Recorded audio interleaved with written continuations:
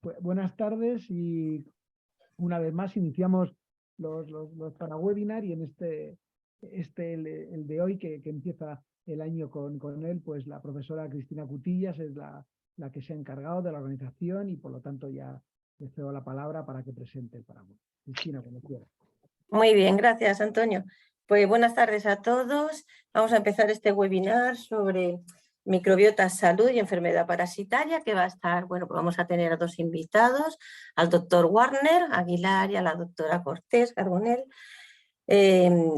Una breve mención a cada uno de ellos. El doctor Warner es doctor en medicina por la Universidad de Navarra, es consultor de gastroenterología en el Centro Médico Tecnon, investigador del Vall d'Hebron Instituto de Recerca en Barcelona, es miembro de múltiples sociedades relacionadas todas con gastroenterología, microbiota, la Sociedad Europea de Neurogastroenterología y Motilidad.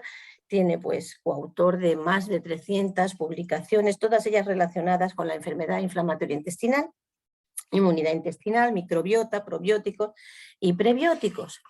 Por su parte, la doctora pues, Cortés Carbonell es doctora en farmacia por la Universidad de Valencia, con un premio extraordinario de doctorado, con un postdoctoral en la Universidad de Cambridge, donde, bueno, pues en colaboración con otros investigadores del Wellcome Sanger Institute y el Moredun Research Institute, comenzó su investigación sobre las interacciones en minto, hospedador, microbiota intestinal en varios modelos de mitiasis de interés para la salud humana y veterinaria, y actualmente pues está como profesora ayudante con muy poquito tiempo, porque ya está acreditada profesora titular en la Facultad de Farmacia de Valencia. Actualmente pues está investigando en el estudio de las relaciones parásito, hospedador y microbiota, y hablará sobre las interacciones esquistosoma y microbiota intestinal, posibles implicaciones para la fisiopatología de la infección y la inmunidad del hospedador. Por lo tanto, le voy a ceder la palabra al doctor Warner, que pues, nos va a deleitar hablando sobre microbiota y bueno, pues es una persona con mucha experiencia y creo que nos va a gustar todo lo que nos va a contar. Muchísimas gracias por la invitación. Voy a compartir pantalla. Claro, yo soy clínico y claro, mi visión posiblemente es en parte influida por la visión del clínico, por lo que los clínicos estamos viendo con el impacto de la microbiota en salud digestiva y en salud en general. Se ve, supongo, esta diapositiva, que es la primera diapositiva. Y he puesto esta porque la Organización Mundial de Gastroenterología, con la que he tenido la posibilidad de colaborar, en el año 2020 dedicó el año a la microbiota intestinal, y con este motivo se le pidió a unos 15-20 expertos, que cada uno escribiera un capítulo sobre temas relacionados con la investigación en la microbiota intestinal de los últimos años. Y está en PDF y se puede descargar de la página web de la WGO. O sea que haciendo WGO se puede obtener el PDF, que es gratuito, este libro. Y es interesante porque les pedimos que hicieran capítulos cortos y concretos. Bueno, y como decía, como soy clínico, quería empezar con esto que es interesante. Esta es la foto de familia de un congreso de medicina, el 5º Congreso Internacional de Medicina, que se celebró en Londres en agosto de 1881. Y la baronesa Burdett Coutts, que es esta señora, invitó a los principales participantes a una fiesta un sábado por la tarde en su jardín en High Court, en las afueras de Londres, que es en Londres, pero en aquel momento eran las... Y en su casa, pues, tenía 3 pintores, y los pintores tomaron bosquejos de bueno, apuntes sobre las caras de los que participaron en el Congreso, de tal manera que todas estas personas son reconocibles. Y uno de ellos es Louis Pasteur. Y bueno, no solamente es el único reconocible, porque 100 años más tarde, Alexander Sakula, que era profesor de Historia de la Medicina, estudió el cuadro con detalle y se dio cuenta el presidente del Congreso era James Paget, estaba Charcot, estaba Braxton Hicks, Archie Robertson, estaba Manuel García, que esto llama la atención y he investigado. Manuel García no era un médico, era un soprano, era cantante de ópera, pero sobre todo había acabado en Londres porque inventó el laringoscopio. Como también era profesor de canto, desarrolló el primer laringoscopio y para estudiar las cuerdas vocales de sus alumnos y optimizar el modo en que cantaban. Y por eso también está aquí el señor Manuel García. Está Hutchinson, Pasteur, como Lister, Jenner, Bigelow, Osler, son todos nombres que conocemos de historia de la medicina. Virchow, Huxley, Raynaud. Raynaud no estaba, pero porque murió poco antes, pero mandaron sus datos. En fin. Y bueno, the greatest impression was made by Louis Pasteur when he spoke on immunization against anthrax. Y Koch es el otro que sabe. Koch entonces no era famoso y no está en el cuadro de la baronesa, pero Koch presentó aquí sistemas de crecer bacterias en medios sólidos. Petri era uno de sus colaboradores en su laboratorio y Lister desarrolló, parece, los discos de Petri, las placas de Petri. Bueno, es un congreso que, pues esto, con los 3.000 participantes en Londres, Kaposi, Koch, Kussmaul, Trendelenburg, son todos nombres que los médicos conocemos porque todos estos tienen algún síndrome.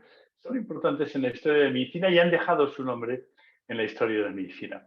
Pero bueno, lo que más impresionó en este congreso es que entre Pasteur y Koch lanzaron ya claramente la teoría de los gérmenes, que había empezado 10-15 años antes a esterilizarse, a tener procedimientos de eliminar a los microbios que se veían en el microscopio, porque se identifican ellos como los vectores de enfermedad.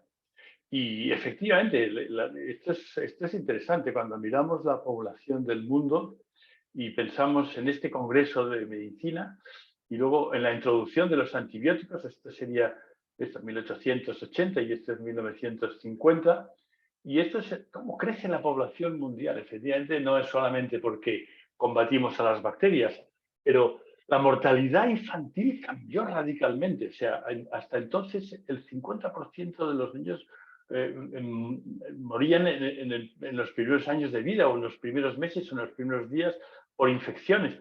Morían también muchas mujeres. Hay muchos factores que han influido, pero es increíble como el éxito de haber combatido a las bacterias, de tal modo que de hecho, esta es una revista de pocos años después, noviembre de 1927, en el que se está soñando en que va a haber un mundo libre de gérmenes. El ser humano va a vivir aislado, sin contacto con gérmenes, y esto va a ser el que vencerá, el que sobrevivirá. Esto es una revista de ciencia ficción, pero refleja el impacto que tiene, el éxito que se está demostrando. Están percibiendo el éxito que tiene la medicina desde que está combatiendo a las bacterias y a los microbios. Incluso hay este ejemplo de este niño que por un defecto inmunitario que nació en 1971 y se le puso inmediatamente en un aislador de plástico para que viviera sin tener contagio de ninguna bacteria, de ningún virus, y vivió 12 años y veía a su familia pues desde dentro. Bueno, en fin, es un poco una tragedia porque un virus no detectado, un virus desconocido, hizo que muriera y que no sobreviviera. En ese momento es cuando se empieza a acabar todo el sueño de un mundo libre de gérmenes.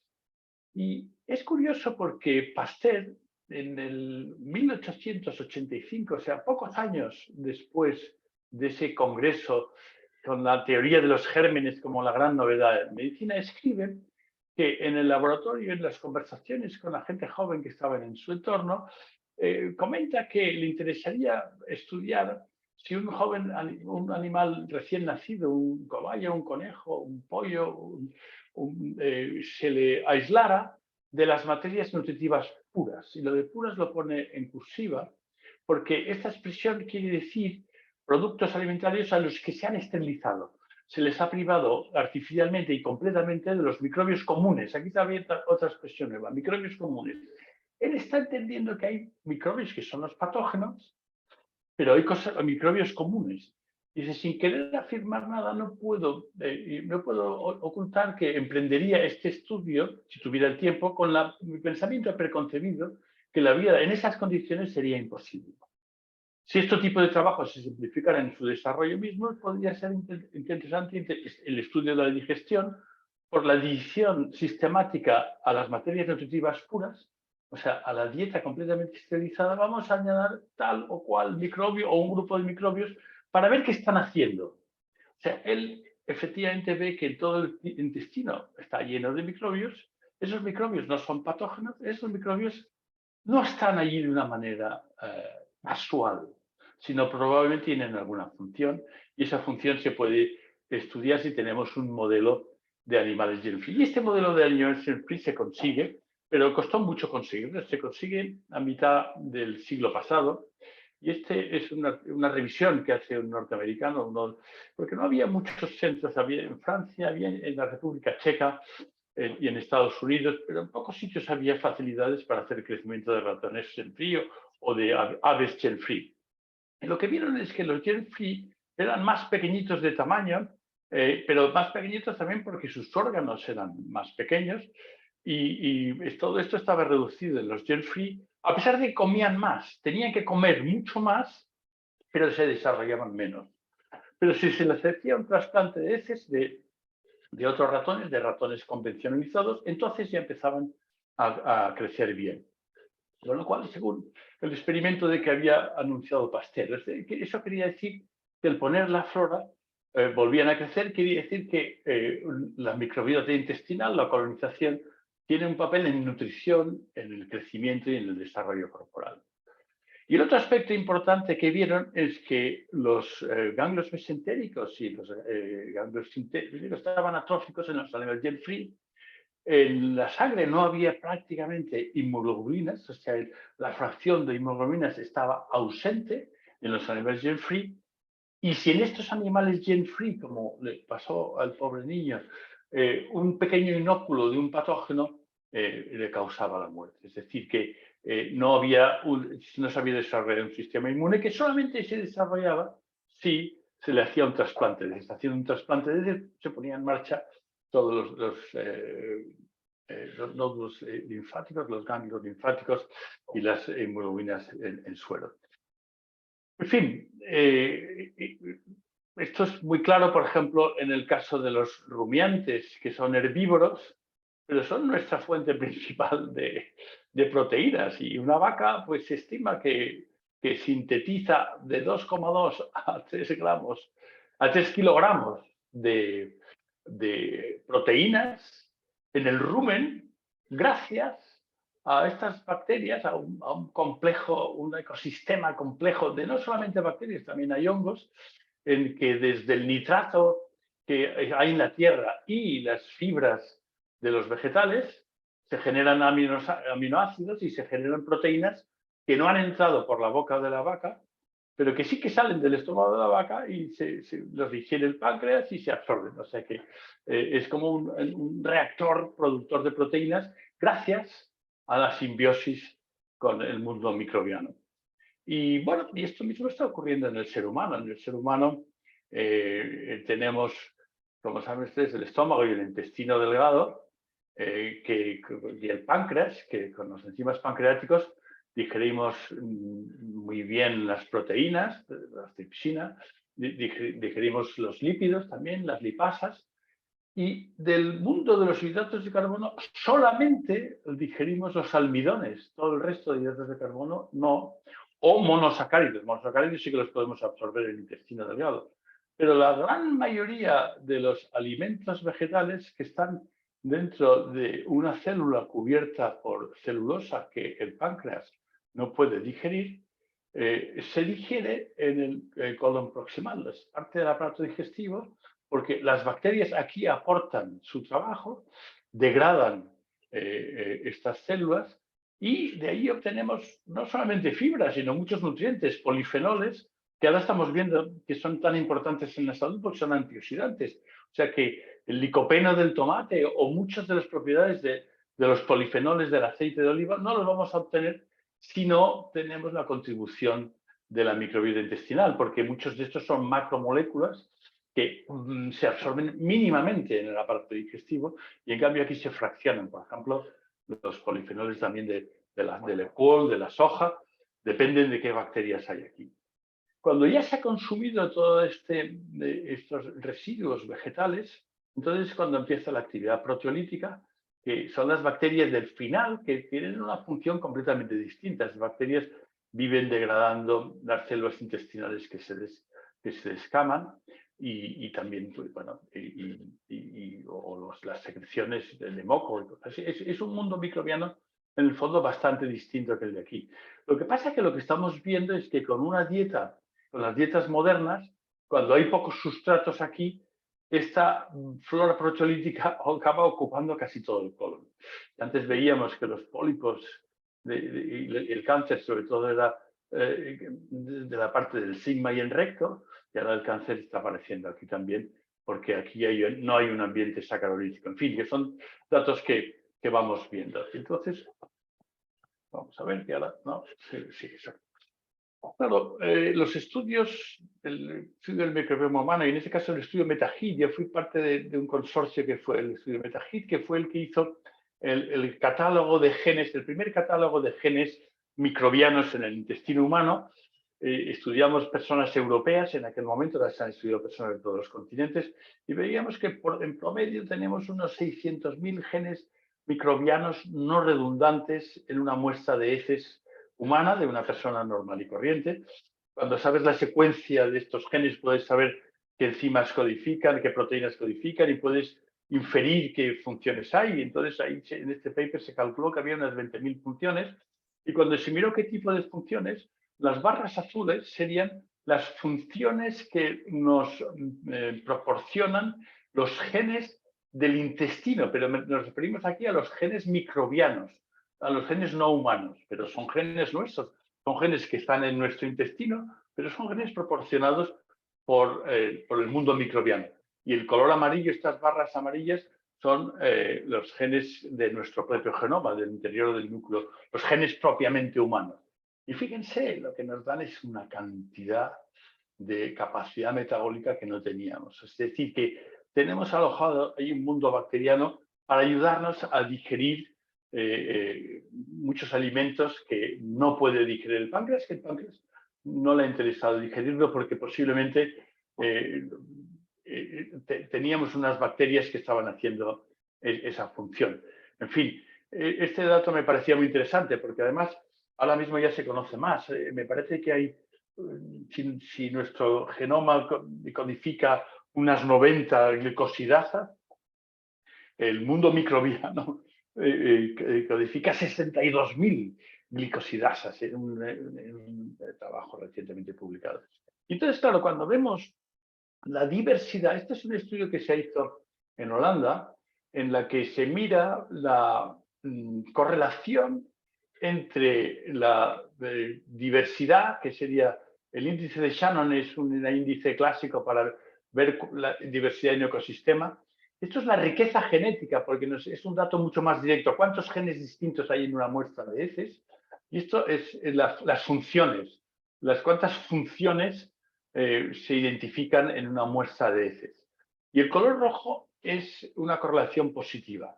Los que toman muchas frutas tienen más diversidad genética en una muestra de heces, más riqueza de genes. Los que toman café, los que toman con frecuencia café, porque esto está basado en cuestionarios y en análisis metagenómico de muestras de heces. Los que toman más vino, los que frutas. Fijaros, no es un tema de que aquí ponga verdura. Sí que efectivamente salen las verduras, no me acuerdo dónde están. Pero bueno, no es un tema, sale el té también, sale el té, salen daily, porque el calcio es muy importante para estos enzimas microbianos que hay en el ciego. No es que necesitemos fibra para la flora intestinal. La flora intestinal probablemente es lo que mejor procesa toda serie de productos fitoquímicos que proporcionan las plantas y a los que no podemos acceder si no tenemos las bacterias adecuadas que nos ayudan a digerirlo. Y lo mismo se vio en el estudio norteamericano, que es con 15.000 muestras de heces de 11.000 participantes, y este es el número de metabolitos según la profundización, la profundidad con la que se secuencia, o en este caso con la que se analiza. Y entonces lo que se ve que los que comen mayor diversidad de alimentos vegetales tienen mayor número de metabolitos y tienen también mayor riqueza de productores de butirato. O sea que hay diferencias. Y este estudio básicamente estaba mirando a ver si los veganos tenían más riqueza microbiana, teniendo en cuenta lo que habían visto en Holanda.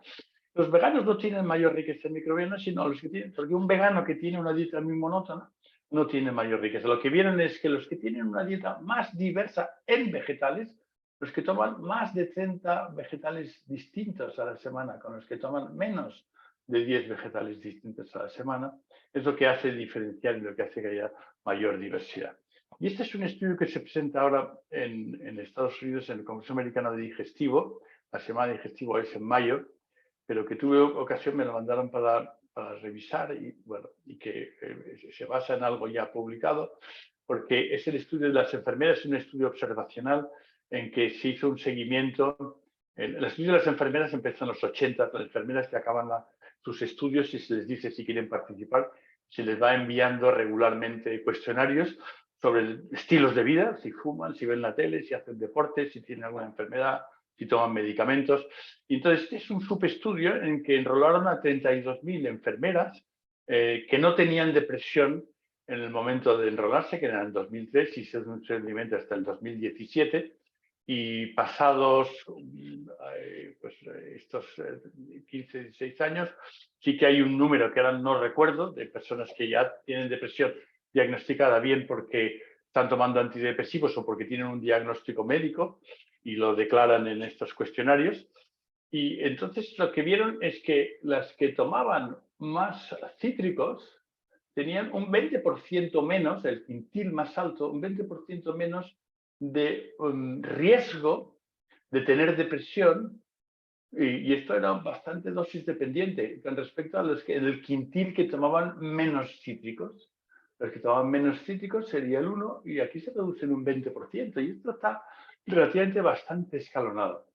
Entonces, como cogieron también en 200 de estas personas, cogieron muestras y miraron, y esto es un vulcanoplot en que ven el riesgo en relación por arriba o por abajo de genes concretos en la microbiota intestinal. Ven un gen que tiene mayor, que esto es mayor, y otros genes que tendrían más frecuencia de depresión, menos frecuencia de depresión. Y también ven que la producción de butirato, o sea, la presencia de bacterias productoras de butirato, está más alta en los que no tienen depresión. Pero, en fin, el dato más importante, claro, son enfermedades multifactoriales, pero que un factor, porque aquí el té miraron muchas otras cosas que no dieron señal. Bueno, y el otro aspecto que se había visto en estos experimentos con los ratones también es aplicable a los humanos. En los humanos tenemos estos folículos linfoides que son ganglios linfáticos a lo largo del aparato digestivo, sobre todo en el intestino delgado distal y sobre todo en el colon, que hay unos 30.000 folículos linfoides. En el intestino distal hay placas de Peyer que son cúmulos de 5 o 6 folículos linfoides, en cambio en el intestino grueso están aislados. O, por ejemplo, las amígdalas que tenemos en la orofaringe, estos son también como placas de Peyer, son acúmulos de folículos linfoides. Y luego en las vías respiratorias ya casi no hay. Tenemos folículos linfoides en la parte más alta de las vías respiratorias, sobre todo la laringe, y luego ya todo en el intestino. Y esto lo que se ha visto es que es como una puerta una ventana, diría yo, una ventana del sistema inmune, porque a veces pensamos que el sistema inmune se induce con las vacunas, pero pero aunque no te vacunen día a día vas formando anticuerpos, porque estos folículos linfoides, el CD20 son unas células B, que son las que luego serán células plasmáticas, son los linfocitos B que producen la inmunidad humoral por anticuerpos. Y los CD3 son los linfocitos T, que son es la inmunidad celular. Pues estos folículos linfoides tienen acúmulos de estas células naïf que reciben información de los antígenos que van pasando y luego circulan por todo el cuerpo y se establecen en todo el intestino, pero también a lo largo de todo, ahora lo veremos. Y estos folículos linfoides tienen una cosa muy interesante, que es que no solamente informan al linfocito T naïf, sino le ayudan a tomar una decisión que depende de cómo la célula presentadora de antígeno, que es la célula dendrítica, cómo reconoce ese antígeno. Puede haber una respuesta tolerogénica de tolerar, que quiere decir que cuando nos encontraremos con este antígeno no nos vamos a inflamar, que es lo que debería pasar cuando nos encontramos con el gluten o cuando nos encontramos con la soja o con el cacahuete, no debería haber inflamación. O si se reconoce esto como un posible patógeno por estos receptores de alarma, entonces hay una respuesta inflamatoria, TH1, TH17, que es una respuesta de rechazo, o TH2, que es una respuesta más predominantemente humoral.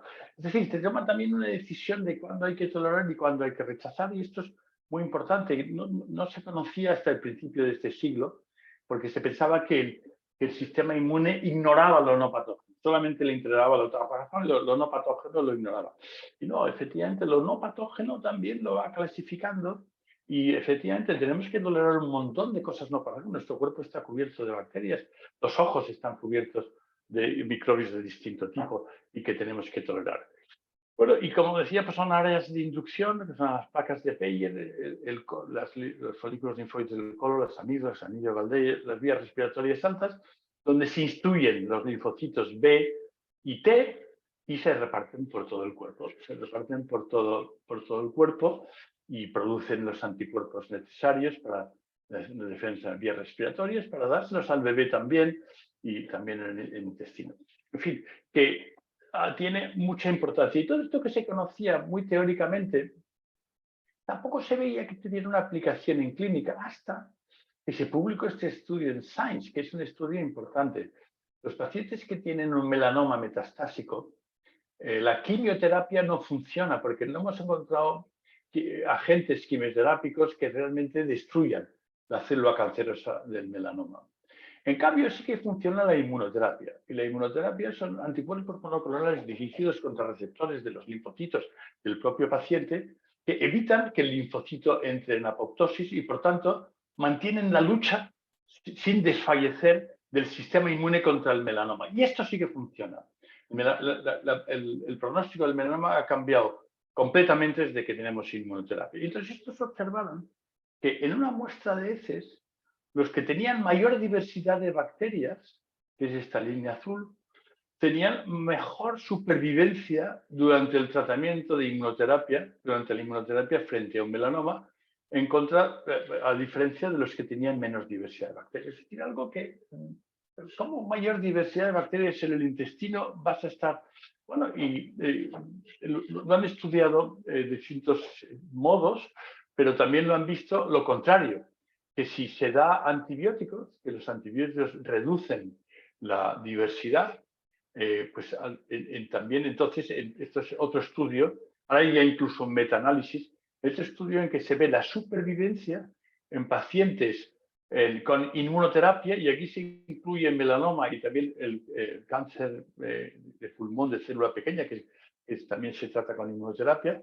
La supervivencia es mucho peor si antes de la inmunoterapia han tenido que tomar antibióticos, comparado con los que no han tenido que tomar antibióticos. O sea que la respuesta del sistema inmune, y algo parecido es ver cómo es la respuesta a la vacuna de la influenza, la vacuna de la gripe que se da a personas mayores, el recuerdo que se da, si esas personas están tomando antibióticos cuando se les da la vacuna de recuerdo, entonces tienen menos diversidad de bacterias, porque los antibióticos bajan la diversidad de bacterias, Y mala respuesta a esta vacuna, mala respuesta que se detecta porque hay niveles más bajos de IgG1 y IgA específicos contra la gripe. Nadie lo esperaba. Se pensaba que el sistema inmune se desarrolla en los primeros años de la vida, pero que una vez ya lo tienes... No, señor, en personas de 50, 60 años, cuando está perdiéndose diversidad, que además pasa espontáneamente también en las personas mayores por cambios en la dieta, se estropea el sistema inmune, se hace más débil. Esto es una plasticidad entre la colonización del intestino delgado y el sistema, el sistema inmunitario sistémico. Esto no se esperaba. Y ahí ya hay muchos datos, esto ha sido en los últimos 4 o 5 años, y ahora hay muchos trabajos en esta línea. Un poco, y ya sería para ir finalizando, lo que estamos viendo es que un ecosistema, cuando tiene mucha riqueza de especies, como cada especie aporta unos genes distintos, también tiene más funciones. Claro, las bacterias las veíamos en una placa de Petri aisladas porque era el modo de tener su vida, pero en la vida están en comunidades bacterianas en que múltiples bacterias aportan distintas funciones y están en redes de trabajo. Cuando va creciendo la riqueza de especies, se van obteniendo más funciones y cuando ya está muy saturado el sistema, que el ecosistema ya tiene sus funciones, también el seguir ganando riqueza de especies tiene una ventaja porque hay redundancia de funciones y esto genera mayor estabilidad. Es decir, que alguien que tiene mucha diversidad y tiene que tomar antibióticos, a lo mejor bajan las funciones, pero como tiene redundancia puede recuperar rápidamente estas funciones, o tiene una diarrea o tiene un problema concreto. Y esto vemos que está siendo clave para entender el impacto del sistema inmune en distintas enfermedades. Un poco pues, en años recientes ha llegado el convencimiento por múltiples estudios a lo largo de la última década, sobre todo desde 2000 o 2 décadas ya casi, en el que vemos que la microbiota de las personas que vivimos en países industrializados, que hemos tenido mejor supervivencia que los que no viven en países industrializados, esto está claro, es muy distinta. Por ejemplo, aquí estos serían los índices de senioridad de la composición de las heces de personas que viven en zonas de la selva de Venezuela, en Burkina Faso en África, o en Perú, o en Tanzania en África, o en la República Centroafricana, o Malawi, Camerún. Estos son África, y aquí estamos Irlanda, Canadá, Estados Unidos, Italia y United Kingdom. O sea, nosotros tenemos una microbiota muy distinta de la que tienen estos, aunque estén en África o en Sudamérica, se parece mucho su microbiota. Y la nuestra se ha perdido mucho porque estamos tomando menos productos frescos, menos productos contaminados. El paso de bacterias normales, comunes, está desapareciendo. Todo, hasta calcularon la microbiota que come un vegano en Nueva York, que compra las ensaladas en unas bolsas de plástico, que la ensalada está dentro con un aire bacteriostático para que no se pudra.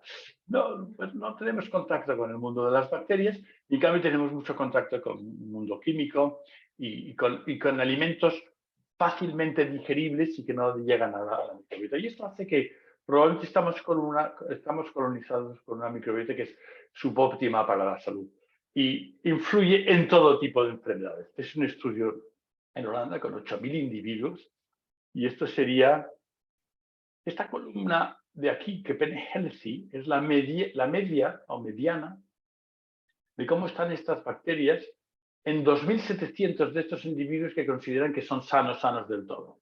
Los otros tienen algo. Tienen enfermedades cardiovasculares, tienen diabetes, tienen enfermedades gastrointestinales o trastornos mentales o otros.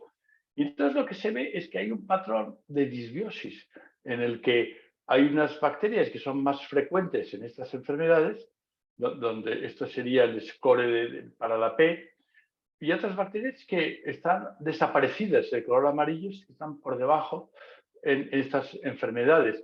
¿Y cuáles son las que están desaparecidas? Pues aquí ya vemos que Calypterium prausnitzii, esta es la productora de butirato más importante, Bacterium rectale, productora de butirato, Subgranulum, es otra productora de butirato. productora de lactato, butivibrio, productora de butirato. Estos son los que digieren los vegetales. Prevotella copri, Bifidobacterium. O sea, todas estas son las... O sea, de algún modo tenemos una alimentación que todo se absorbe muy fácilmente en el intestino delgado, no llega nada al colon y entonces estas bacterias van desapareciendo. Y esta sería mi última diapositiva, porque creo que por aquí puede estar la clave, más que en trasplantes de heces, a veces, en entender muy bien cuál es la fisiología normal. Este es un estudio, este es el Global Burden of Disease, y entonces es un estudio sobre la dieta en que tienen datos de 195 países recogidos entre 1990 y 2017 y lo publican en el Lancet en el 2019. Es un estudio realmente muy interesante. En la discusión dicen, comer mal mata más que el tabaco. Esta frase viene a decir, comer mal mata más que el tabaco. ¿Y qué es comer mal para estos investigadores? Pues una dieta alta en sodio. ¿Y qué es una dieta alta en sodio? Es una dieta pobre en vegetales.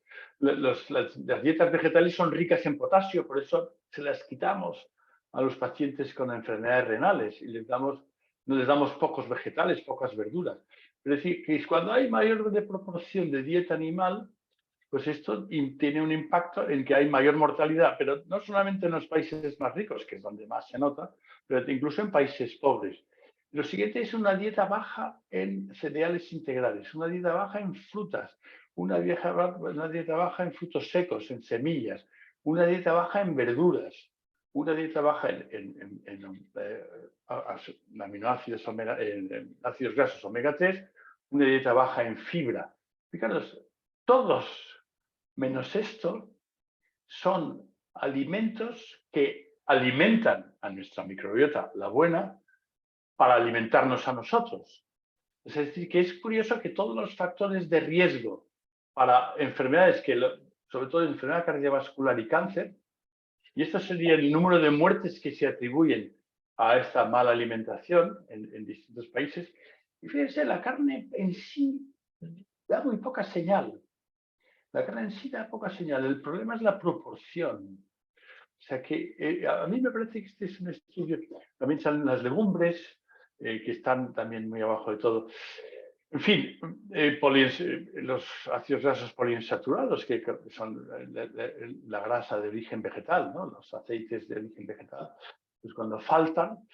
En fin, esto sería un poquito. Posiblemente hay que entender que la microbiota intestinal es un genoma que hemos recibido y que no es permanente.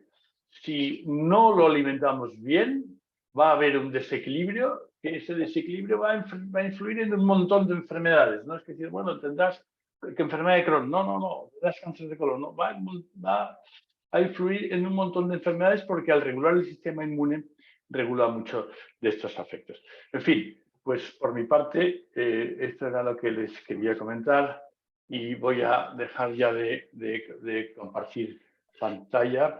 Entonces tengo que ir aquí, a ver si lo encuentro. Aquí está, perfecto. Y damos paso a la doctora Alba Cortés. Muchas gracias, doctor Warner. Le damos paso entonces a la doctora Cortés y al final pues haremos ya las preguntas y el coloquio, ¿de acuerdo? Cuando quieras, Alba. A ver, que comparta pantalla. ¿Se ve bien? ¿Se ve la pantalla entera? Sí. Sí, vale. Y el puntero también. A ver, no sé, espero que si no se ve bien me decís y intento adaptarlo. Bueno, buenas tardes a todos y a todas y muchas gracias por uniros a este parawebinar. Antes de empezar, me gustaría agradecer a toda la gente que hace posible estos seminarios y en concreto en este caso a Cristina por haber organizado esta sesión y darnos la oportunidad de presentar un poco aquí nuestros resultados. Y como comentaba Cristina al principio, después de esta fantástica panorámica que nos ha ofrecido el doctor Warner sobre la importancia de la microbiota intestinal para el correcto funcionamiento del organismo y para el mantenimiento de la salud en general, mi charla sí que va a estar un poquito más centrada en lo que sería la microbiota, el papel de la microbiota en el contexto de las enfermedades parasitarias, aunque en realidad me voy a centrar en el caso de la esquistosomiasis hepatointestinal por esquistosoma Manzoni. Y os voy a presentar un poco los resultados de un par de estudios que hemos publicado recientemente y también para finalizar un tercer estudio en el que estamos trabajando ahora mismo. Pero antes de eso, sí que me gustaría dar unas pinceladas sobre qué relevancia tiene o puede tener estudiar la microbiota intestinal en el contexto de las enfermedades parasitarias. Y es que, bueno, lo primero que diría es que todos tenemos claro que para entender la biología de los parásitos, para entender las enfermedades que estos causan, es necesario conocer esas complejas interacciones que se establecen entre estos organismos y sus hospedadores. Y que desentrañar estas interacciones pues a nivel celular y a nivel molecular es fundamental para poder avanzar en la prevención y en el tratamiento de estas enfermedades. Sin embargo, en los últimos años, y bueno, creo que ha quedado bastante claro después de la presentación anterior, como digo, en los últimos años ha habido un cambio en el concepto de hospedador, y es que actualmente los mamíferos, como el resto de animales, ya no se consideran individuos genéticamente homogéneos, sino que han pasado a entenderse como organismos compuestos formados por las propias células animales, además de todas las células de los microorganismos simbiontes que viven con nosotros. Esto es lo que se ha llamado como holobiontes. Y bueno, entre las razones para este cambio, ¿no?, en el concepto de hospedador, para no repetir, simplemente voy a resaltar lo que ya ha comentado el doctor Warner, y es que estas bacterias o estos microorganismos con los que convivimos son necesarios para el correcto funcionamiento del organismo, y su presencia en nuestros cuerpos pues no es puro azar, sino que corresponde en realidad a miles de años de evolución conjunta. Por tanto, si cambia el concepto de hospedador, pues probablemente también tenemos que cambiar de alguna manera nuestra forma de entender el parasitismo y las enfermedades parasitarias. Y con esto lo que quiero decir es que para entender la biología de los parásitos y para entender las enfermedades que estos organismos causan, pues además de las interacciones directas entre el parásito y las células animales del hospedador, debemos tener también en cuenta esas interacciones indirectas mediadas por el componente microbiano del hospedador, lo que todos conocemos como la microbiota. Y es cierto que técnicamente hablando, la microbiota es el conjunto de todos los microorganismos que colonizan un determinado nicho, por ejemplo el tracto gastrointestinal. Y estos microorganismos pues no son solo bacterias, incluyen también eucariotas, incluyen virus, pero por lo general las bacterias son los microorganismos más abundantes en los organismos animales, también los que más se han estudiado y son los que yo me voy a centrar en la presentación. Y de todas las bacterias que colonizan nuestro organismo, pues probablemente aquellas que se localizan a nivel de tracto gastrointestinal son las que se han estudiado, o las que se han estudiado más hasta la fecha, pues por toda una serie de razones que ya ha comentado el doctor Warner y en las que no voy a insistir, pero sí que me gustaría resaltar un poco esta idea que tenéis aquí en la diapositiva, y es que esta microbiota intestinal es portadora o contiene un genoma amplio que complementa al del hospedador en muchos aspectos, y sobre todo que este es un genoma que es flexible.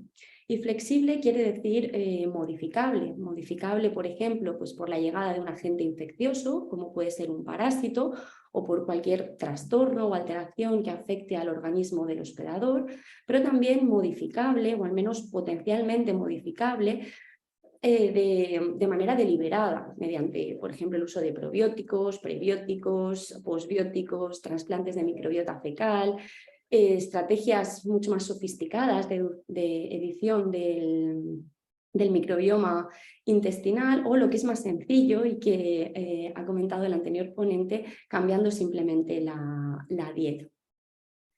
Pero bueno, volviendo a los parásitos, que es lo que nos interesa en esta presentación, pues decir que estos organismos como agentes patógenos o potencialmente patógenos, o al menos como organismos extraños para el sistema inmunitario, cuando entran en el organismo van a inducir alteraciones en la fisiología, en la inmunidad del hospedador, Muchos de ellos también van a causar alteraciones patológicas o inmunopatológicas y estos cambios pueden traducirse en alteraciones en la composición de la microbiota intestinal.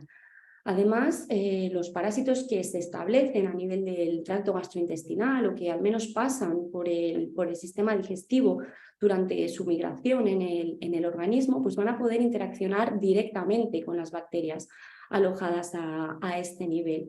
Y luego lo que se ha estudiado un poquito menos hasta la fecha es que la microbiota del hospedador antes de la infección pues también puede o podría condicionar el establecimiento y el desarrollo del parásito y quizás en última instancia las consecuencias o la severidad de la infección. De manera que, bueno, todas estas interacciones que os estoy contando, o estas serían un poco las posibilidades de interacción que hoy en día se barajan más, y todas ellas pues, han sido de hecho puestas de manifiesto por numerosos estudios publicados en los últimos 10, 12 años, los cuales vienen a demostrar que efectivamente las infecciones parasitarias, tanto por helmintos como por protozoos, y tanto gastrointestinales como también extraintestinales, pues se relacionan a menudo con alteraciones en la estructura y en la composición de la microbiota intestinal de sus hospedadores vertebrados. Sin embargo, y aunque es cierto que ya se empiezan a conocer algunos mecanismos mediante los cuales suceden estas interacciones entre el parásito, el hospedador y la microbiota, la mayor parte de estos trabajos reportan cambios en la composición bacteriana del intestino asociados a la infección. Y no es raro cuando empiezas a revisar la literatura que te encuentres con resultados que son pues, inconsistentes en lo que se refiere, por ejemplo, a la magnitud de los cambios inducidos por la infección en la composición de la microbiota o incluso a esas poblaciones bacterianas que resultan afectadas por la infección. Y bueno, yo creo que estos trabajos han sido muy importantes para poner de manifiesto pues, el impacto que las infecciones parasitarias tienen sobre la microbiota intestinal, pero además de estos inconvenientes que comentaba, tienen también otra limitación importante, y es que muchas veces es complejo determinar cuáles son las consecuencias que esos cambios que observamos en la composición de la microbiota intestinal asociados a la infección pues pueden tener para el hospedador. Y yo creo que esto se ve bastante bien en un par de trabajos que hemos publicado recientemente y en los que, como os decía, analizamos los cambios en la composición de la microbiota intestinal asociados a la infección por Schistosoma mannsoni en ratones. Y para centrar un poquito este tema, me vais a permitir bueno, pues que me salte el ciclo de esquistosoma porque todos lo conocéis bien. Es probable que muchos de vosotros sepáis también que infecciones por diferentes especies de esquistosoma que pueden afectar al ser humano pues se han relacionado con alteraciones en la composición de la microbiota intestinal, tanto en humanos infectados de forma natural como también en infecciones experimentales en ratones de laboratorio. Pero quizá lo que es menos conocido es que, al menos en el caso de las especies hepatointestinales, estas alteraciones en la composición de la microbiota intestinal se asocian principalmente a la eliminación de huevos, a la migración de los huevos a través de la pared intestinal, su eliminación en heces o incluso la acumulación en el hígado. No obstante, se han visto también o se piensa también que los adultos podrían tener un papel en la modulación o en la modificación de la microbiota intestinal, y esto se basa en dos observaciones principales. La primera de ellas es que se han detectado alteraciones significativas en la composición de la flora intestinal ya en el periodo prepatente de la infección, antes de que comience la producción y la eliminación de huevos. Y la segunda es que en infecciones experimentales, solo con adultos machos, también se han detectado algunos cambios en la composición, cambios significativos en la composición de la microbiota intestinal de los ratones, si bien es importante señalar que estas alteraciones pues, son mucho menos extensas y menos intensas también de las que se ven en el caso de las infecciones con adultos machos y hembras y, como digo, durante el periodo patente de la infección. Además, en el caso de la especie Schistosoma hematobium, se ha visto también que en humanos infectados naturalmente por esta especie, que como sabéis, los huevos no se eliminan en heces ni se acumulan en el hígado, pues también la infección se ha asociado con alteraciones significativas en la composición de la microbiota intestinal de los pacientes infectados.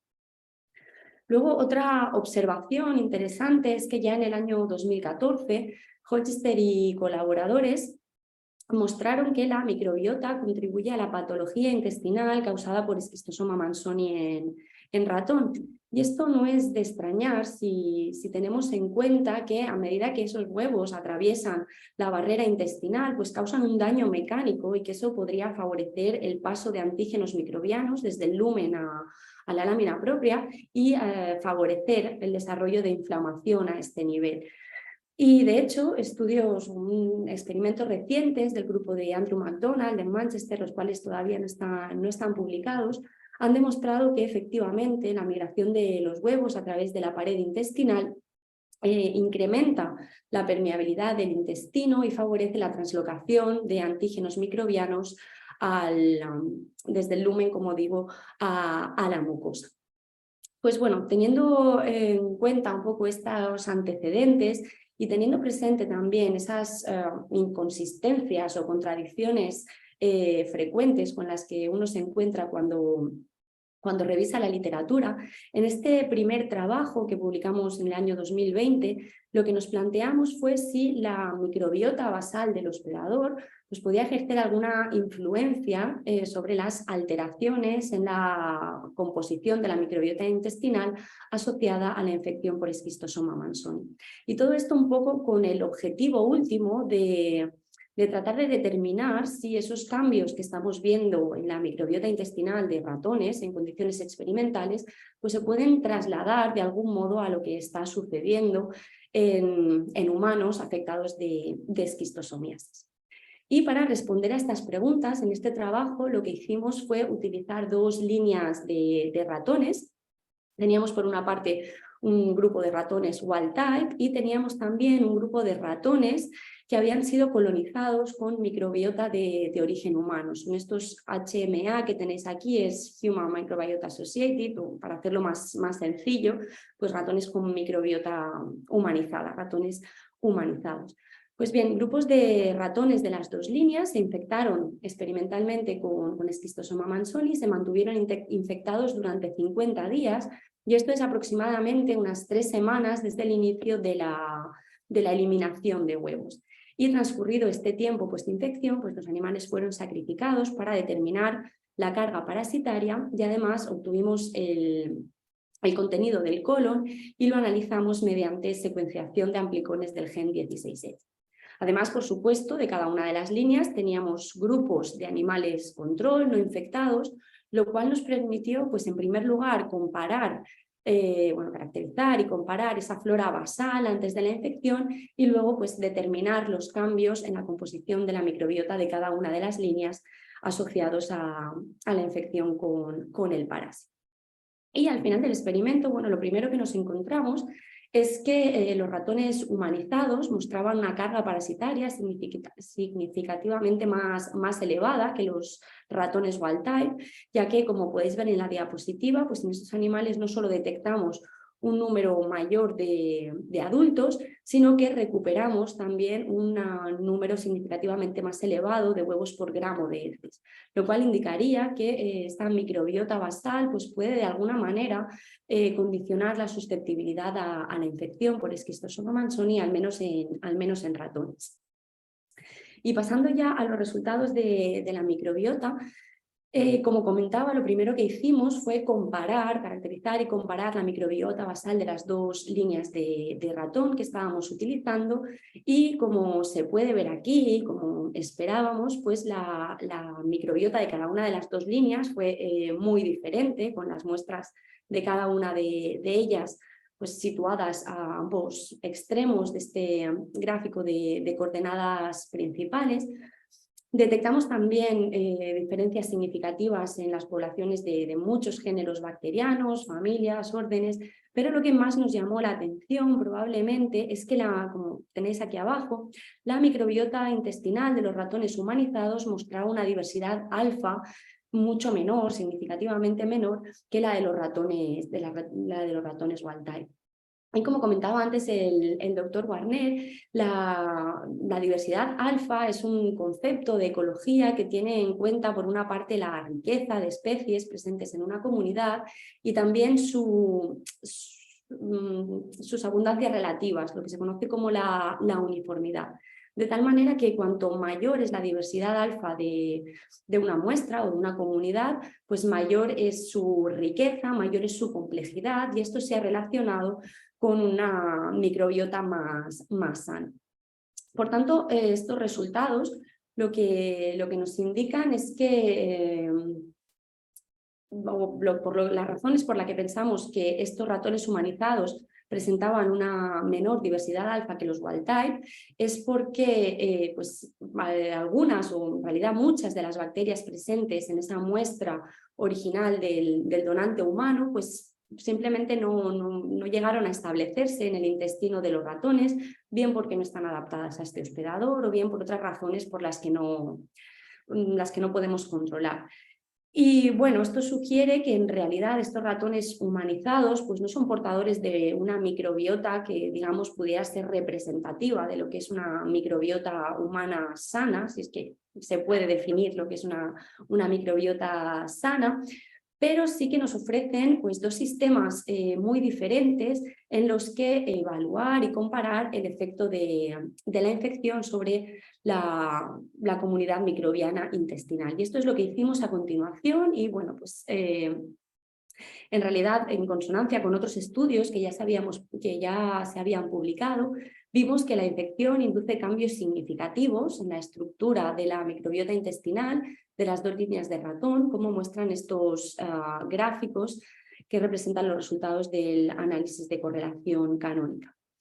En línea con esto, pues detectamos diferencias significativas en la abundancia de diferentes poblaciones bacterianas, como se muestra en estas redes, en las que se representan géneros bacterianos asociados pues, a la microbiota de ratones wild type y humanizados antes, es lo que estaría en verde, antes de la infección, y después de la infección, son los que tenéis aquí en amarillo para los wild type y en rojo para los humanizados.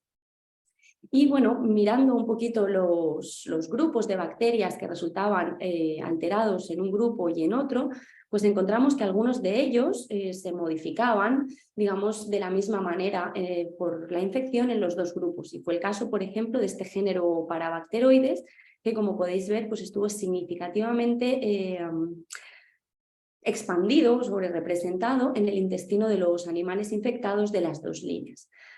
Sin embargo, detectamos también muchísimos otros géneros, como decía, familias bacterianas que mostraron cambios en una línea y en otra no, y encontramos también varios genes que lo que mostraron fueron tendencias justamente, varios géneros, que lo que mostraron fueron tendencias justamente opuestas, como fue el caso, por ejemplo, de los géneros bacteroides y alistipes, que como podéis ver aquí, pues estuvieron sobrerepresentados en la microbiota intestinal de los ratones wild type después de la infección, mientras que en los ratones humanizados estos géneros se asociaron con la microbiota de los animales no infectados.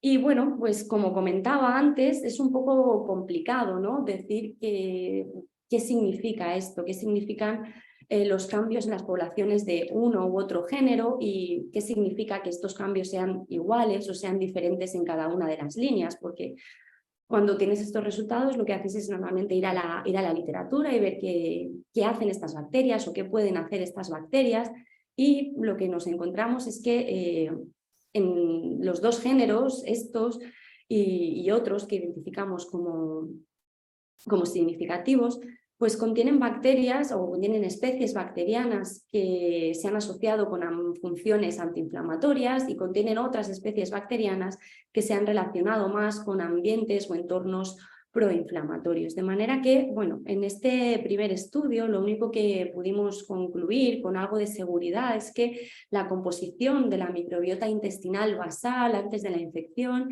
influye en los cambios inducidos por Schistosoma mannsoni en los perfiles microbianos intestinales y que además esta microbiota basal pues podría, como decía antes, condicionar de alguna manera la susceptibilidad a la infección.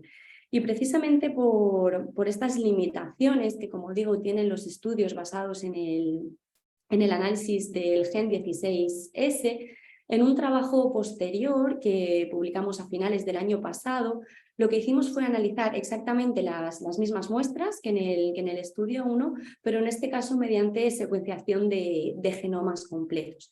Y con esto lo que pretendíamos era, por una parte, evaluar el impacto de la infección en la abundancia de las bacterias, pero esta vez a nivel de especie, que eso es algo que no se puede hacer con el 16S, que solo ofrece resolución a nivel de género, y además caracterizar el impacto de la infección sobre la capacidad metabólica de los animales wild type y humanizados.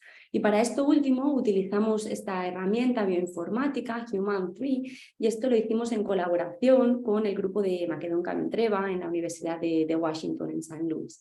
Y como esto es a lo mejor lo que es un poco más o menos conocido, brevemente simplemente comentar que HUMAN es un pipeline que permite determinar no solo la presencia o ausencia, sino también la abundancia relativa de vías metabólicas microbianas en una comunidad, utilizando para ello secuencias o datos metagenómicos. Y el flujo de trabajo, de una manera muy resumida, pues lo primero que tenemos que hacer, como siempre, es limpiar las lecturas para eliminar aquellas que son de baja calidad y también en este caso eliminar las secuencias que corresponden al hospedador, y luego estas secuencias limpias se utilizan por comparación con bases de datos para identificar genes o genes potenciales que posteriormente se agrupan en familias génicas y rutas metabólicas, de manera que al final de todo el análisis lo que nos dice HUMAN es que son capaces de hacer esas bacterias que están presentes en la comunidad que yo estoy estudiando, la comunidad que me interesa. Pero antes de pasar a mostraros los resultados de HUMAN, me vais a permitir que os muestre la lista de bacterias, de especies bacterianas que resultaron o que encontramos como significativamente afectadas por la infección en cada una de las 2 líneas de ratones que trabajamos. Aunque tengo que decir que la mayor parte de estas especies pues, pertenecían a esos géneros clave que ya habíamos identificado en el análisis del 16S. Por ejemplo, aquí veis varias especies de bacteroides que estuvieron significativamente sobrerepresentadas o incrementadas en el intestino de los ratones wild type después de la infección, mientras que en el caso de los humanizados pues detectamos también varias especies de este mismo género que, como habíamos visto, eran más abundantes en el intestino de los ratones no infectados. O también encontramos especies de parabacteroides que estuvieron asociadas a la infección en cada una de las 2 líneas.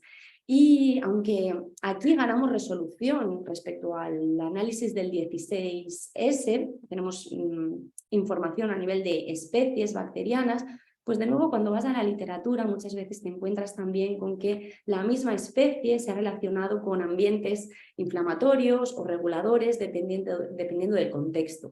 Y por tanto sigue siendo difícil determinar qué están haciendo estas bacterias en el caso concreto de la esquistosomiasis en ratón. No obstante, me gustaría señalar algo que no habíamos visto antes, y es que en el caso de los ratones wild type, la infección se relacionó con incrementos significativos en poblaciones de 2 especies de lactobacillus, Lactobacillus reuteri y Lactobacillus johnsoni, los cuales sí que son conocidos por sus propiedades o sus características probióticas. Y pasando ahora ya sí a los resultados de HUMAN, lo primero que yo resaltaría es que esas grandes diferencias que veíamos en la composición bacteriana de una y otra línea de ratones, pues se tradujeron efectivamente en marcadas diferencias también en los perfiles funcionales de la microbiota de cada una de las 2 líneas. Además, encontramos que la infección induce cambios significativos o se asocia con cambios significativos en la abundancia de diferentes rutas metabólicas en las dos líneas también. Por ejemplo, en el caso de los ratones humanizados, pues detectamos un total de 50 rutas, las cuales fueron significativamente alteradas por la infección, y otras 31 en el caso de los ratones wild type. Y en los tres casos, la mayoría de estas rutas metabólicas correspondían con procesos biosintéticos, también procesos de utilización o degradación de metabolitos, y también identificamos varias vías del metabolismo central de las bacterias. Sin embargo, de todas estas, únicamente 3 fueron consistentemente alteradas por la infección, tanto en ratones wild type como en ratones humanizados. Y de estas 3 me gustaría resaltar esta vía que tenéis aquí para la síntesis de triptófano, que como veis en la gráfica, pues estuvo significativamente sobre-representada en la microbiota intestinal de los ratones infectados de ambas líneas. El triptófano, como sabéis, es un aminoácido esencial que se adquiere principalmente a través de la dieta, pero algunas bacterias tienen también capacidad para sintetizarlo de nuevo. Sin embargo, lo que es probablemente más interesante del triptófano es que la microbiota intestinal o a nivel intestinal este aminoácido puede ser degradado por la microbiota para formar indol, derivados del indol, entre otros productos, y que este indol y sus derivados pues se ha visto que contribuyen a mantener la homeostasis inmunitaria, favorecen la renovación de las células intestinales, las células epiteliales intestinales, y contribuyen también a mantener la función barrera del intestino. Y esto es a través de la activación, como tenéis aquí, de células linfoides innatas de tipo 3. Y tengo que decir que el algoritmo Human no detectó vías para la síntesis de indol en nuestro conjunto de datos. No obstante, esto no significa que estas rutas no estén presentes en la microbiota, porque de hecho especies como Parabacteroides distasoni o Lactobacillus reuteri y Lactobacillus johnsoni, como comentaba anteriormente, estuvieron significativamente incrementadas en el intestino de los ratones wild type después de la infección, pues se sabe que son capaces de utilizar el triptófano para generar indol y sus derivados. Y aparte de esta ruta para la biosíntesis de triptófano, pues vimos también que en los dos casos, en las dos líneas de ratón, la infección se asociaba con una mayor capacidad de la microbiota intestinal para sintetizar ácidos grasos de cadena corta, aunque en este caso las vías metabólicas que detectamos en cada una de las líneas fueron diferentes. Como tenéis aquí en las gráficas, en los dos casos detectamos incrementos significativos en rutas para la producción de butirato. Además, en el caso de los ratones wild type, esto se acompañó por incrementos en otra vía, esta GABA-CHAN, mediante la cual se forman los sustratos para producir butirato por esta vía que encontrábamos sobre representada. Y también encontramos incrementos en otras vías mediante las cuales se puede sintetizar acetato y lactato, que además de ser metabolitos pues, interesantes por ellos mismos, pueden ser utilizados por bacterias intestinales especializadas para generar butirato. Y el butirato pues, ha salido también en la presentación anterior, y es que es un metabolito derivado del metabolismo bacteriano intestinal, que es muy interesante porque tiene funciones antiinflamatorias y porque además promueve esa función barrera intestinal actuando sobre diferentes células epiteliales e inmunitarias en el intestino. Por tanto, a modo de resumen, lo que hemos visto es que a pesar de las enormes diferencias que existen tanto a nivel de composición bacteriana como de los perfiles funcionales en la microbiota intestinal de los ratones humanizados y wild type, tanto antes como después de la infección, en los dos casos la colonización por Schistosoma mannsoni se asocia con un incremento en la capacidad de las bacterias intestinales para producir metabolitos que pueden ejercer efectos protectores sobre la mucosa intestinal. Por tanto, concluimos en este trabajo que la microbiota intestinal pues, podía jugar un papel dual en la fisiopatología de la esquistosomiasis, contribuyendo por una parte a la patología intestinal causada por los huevos, como comentaba al principio, pero al mismo tiempo protegiendo al hospedador frente a un daño tisular que, digamos, sea excesivo. Y bueno, esto es una hipótesis que necesita ser validada experimentalmente, y mientras tanto pues hemos empezado a trabajar o hacer algunos experimentos para explorar el posible papel inmunorregulador de la microbiota asociada a la infección.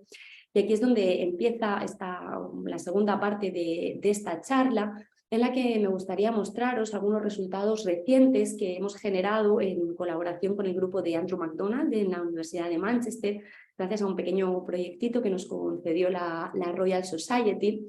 Y el objetivo de este trabajo era evaluar la capacidad, como digo, inmunomoduladora de la microbiota asociada a la infección, y concretamente su capacidad para prevenir o modular de alguna manera la inflamación respiratoria de tipo alérgico. Y la razón detrás de esta idea o detrás de este proyecto es que se sabe que existe una comunicación bidireccional entre el compartimento intestinal y el compartimento pulmonar, que está mediada no solo por moléculas del hospedador, sino también por moléculas de la microbiota, y que estas moléculas son capaces de inducir respuestas epiteliales y respuestas inmunitarias en ambos órganos, de manera que la comunicación a través de este eje intestino-pulmón pues condiciona el estatus inmunitario de los dos órganos, del sistema digestivo y del sistema respiratorio. Voy a volver atrás un momentito porque se me ha olvidado comentar que además los ácidos grasos de cadena corta que comentaba hace un momento, y en concreto el butirato, pues son mediadores moleculares importantes en esta comunicación intestino-pulmón, y concretamente se sabe que pueden ejercer un papel regulador y frenar precisamente la inflamación a nivel respiratorio. Entonces, bueno, para probar de alguna manera esta hipótesis que teníamos, lo que hicimos fue emplear ratones libres de gérmenes a los cuales trasplantamos con heces, con microbiota fecal de diferentes grupos de ratones que ahora comentaré, y que transcurridas 2 semanas o 3 semanas desde la segunda colonización, pues inducimos en estos ratones una inflamación respiratoria de tipo agudo por exposición a ácaros del polvo doméstico. Y al final del experimento los animales pues fueron sacrificados y obtuvimos muestras de pulmón, muestras de células y también pedacitos de pulmón para histología, y obtuvimos y analizamos las heces para ver un poco los perfiles microbianos en la microbiota de cada uno de estos animales. Y como os comentaba, los ratones donantes para estos experimentos procedían de 3 grupos experimentales. Teníamos por una parte ratones no infectados, teníamos por otra parte ratones infectados con machos y hembras de Schistosoma mannsoni a las 7 semanas postinfección, por tanto, igual que en el caso anterior, con producción de huevos. Y teníamos un tercer grupo que infectamos con Schistosoma mannsoni, pero solo individuos machos. Las microbiotas de estos 3 animales, como digo, de estos 3 grupos se utilizaron para colonizar ratones a los que se indujo esta inflamación pulmonar por exposición a ácaros del polvo doméstico, y luego teníamos un cuarto grupo control, que fueron ratones igualmente colonizados con microbiota de animales no infectados, pero que en este caso no se expusieron a los ácaros del polvo doméstico. Y bueno, el análisis por citometría de flujo de las poblaciones celulares a nivel de pulmón nos muestra que efectivamente en los 3 casos expuestos, o en los 3 grupos expuestos a los ácaros del polvo doméstico, se ha inducido una inflamación pulmonar, consecuencia, como digo, de la exposición al alérgeno. Sin embargo, si nos fijamos en esta gráfica que corresponde a los eosinófilos, vemos que hay una tendencia a una menor infiltración de eosinófilos, que es una característica distintiva del asma alérgico, en el grupo de ratones colonizados con la microbiota procedente de animales infectados con Schistosoma mannsoni, machos y hembras. Además, vimos que en este grupo, en ratones colonizados con microbiota de machos y hembras, existen proporciones más elevadas de eosinófilos que presentan niveles bajos o que expresan niveles bajos de Siglec-F y, por tanto, niveles un poco menores de eosinófilos que presentan Siglec-F en niveles elevados. Esta Siglec-F es una lectina de superficie, la superfamilia de las inmunoglobulinas, cuya expresión en eosinófilos se sabe que incrementa como consecuencia de la exposición al alérgeno.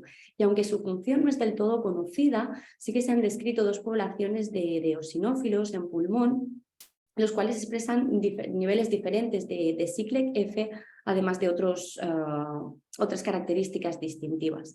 Concretamente, los eosinófilos que expresan niveles bajos de Siglec-F se consideran eosinófilos residentes, reguladores, cuya presencia en el pulmón no es independiente de interleuquina 5 y los cuales además tienen la capacidad de inhibir la maduración de las células dendríticas reclutadas por el antígeno y reducir así el desarrollo de inflamación de tipo 2.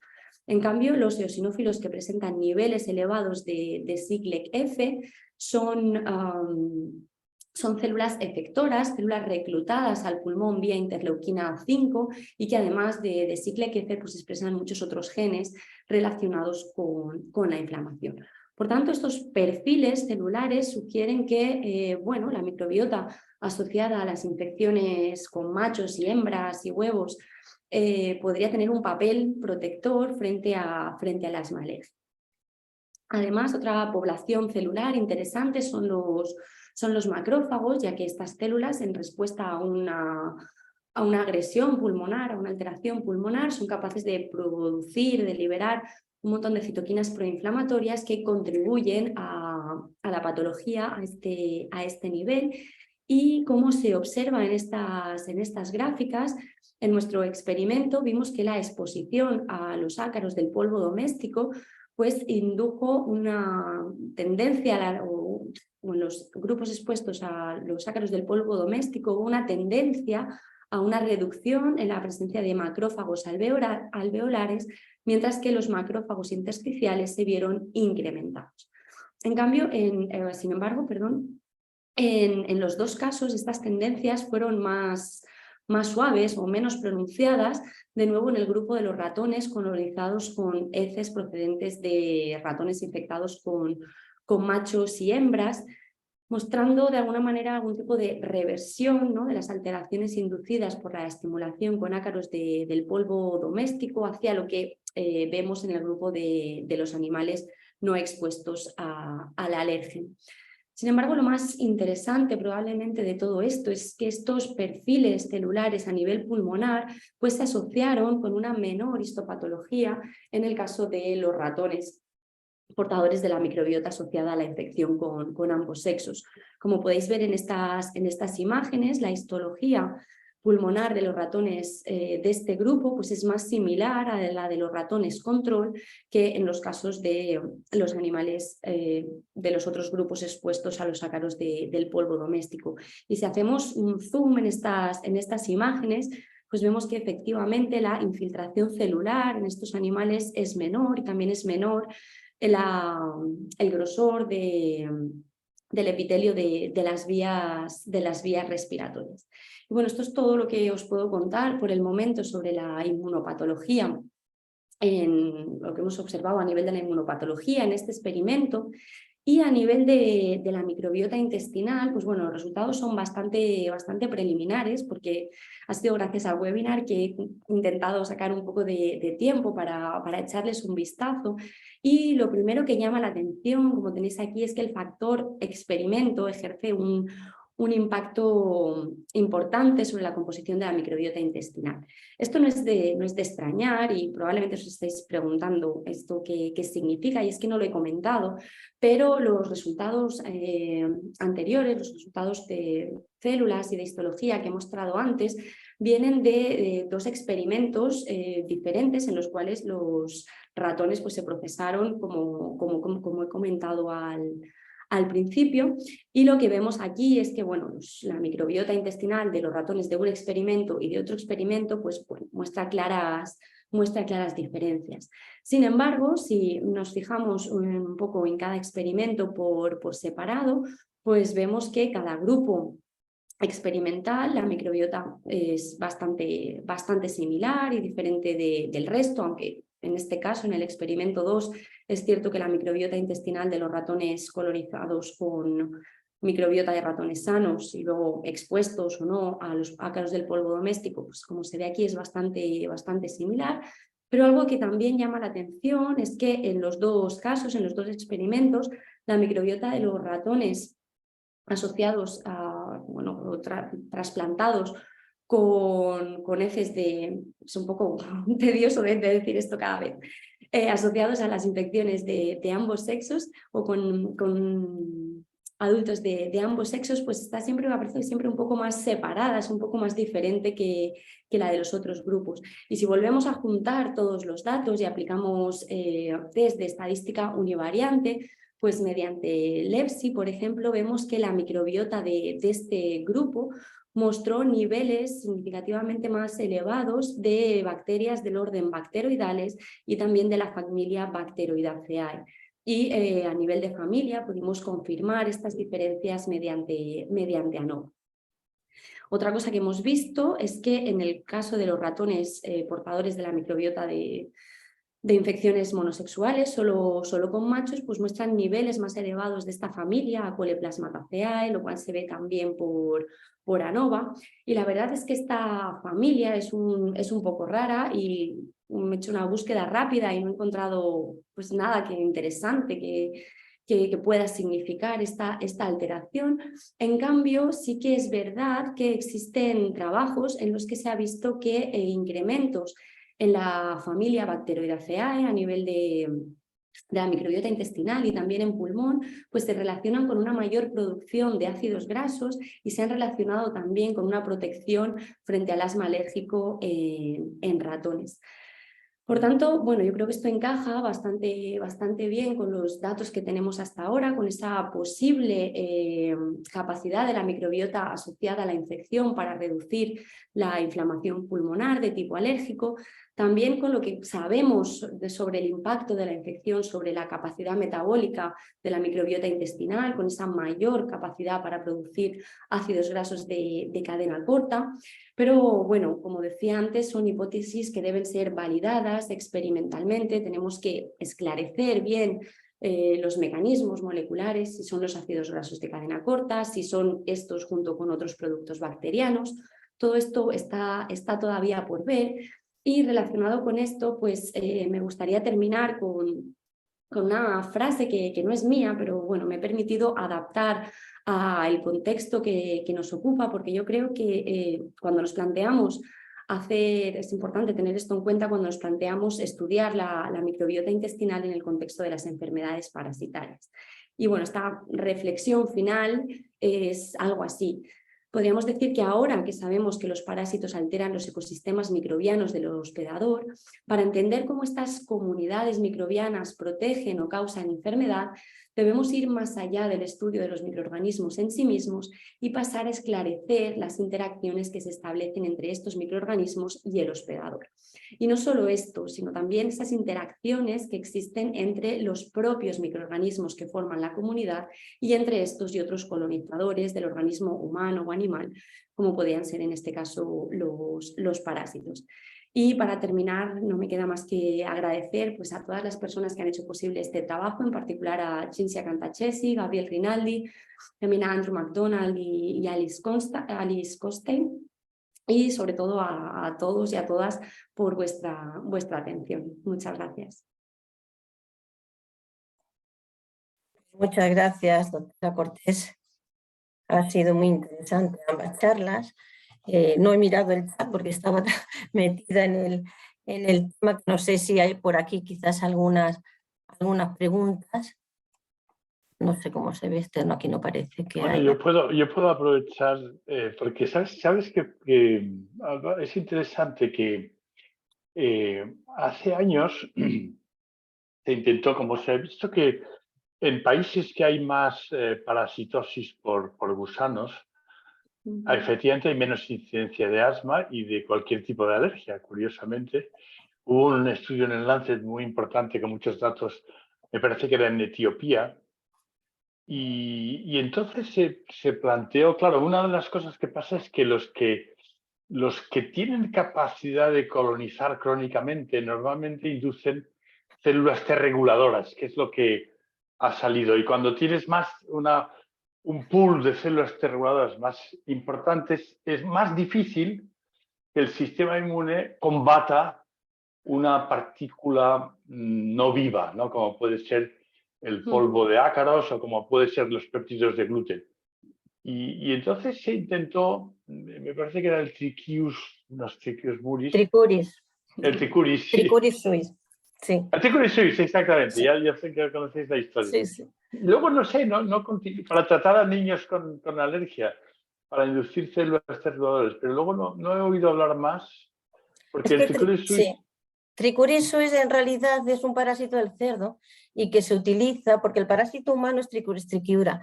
Entonces ha visto que cuando se infectan personas, se han hecho incluso cápsulas, hay laboratorios que lo preparan con huevos de Tricuris suis, no llegan a dar una infección, pero llegan a dar respuesta. Entonces inducen una respuesta de tipo TH2.